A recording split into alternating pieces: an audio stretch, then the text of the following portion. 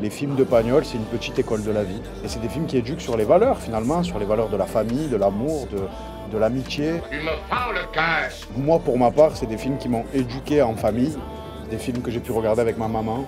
Le rappeur SCH signe le générique de Marcel et Monsieur Pagnol.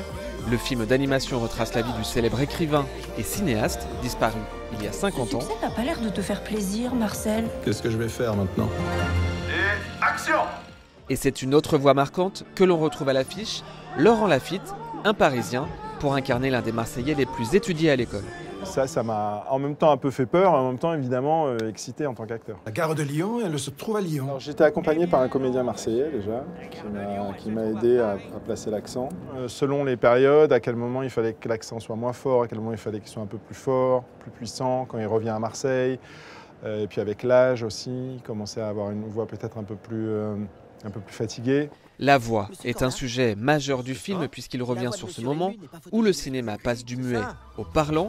Monsieur Brun, ne le dites à personne qu'Escartefigue est cocu. Pas si fort. Je vous dis Un tournant qui inspira Marcel Pagnol et un progrès qui permet aujourd'hui dans Marcel et Monsieur Pagnol de rendre aussi hommage à la langue de Marseille. Je pense que c'est une langue qui a beaucoup de relief, qui finalement ne s'écrit pas.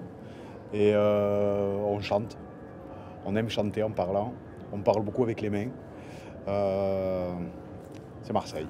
Marcel et Monsieur Pagnol sort ce mercredi 15 octobre au cinéma. On pense que ces pauvres bougres de Parisiens font la queue pour se faire raconter des histoires de Marseillais.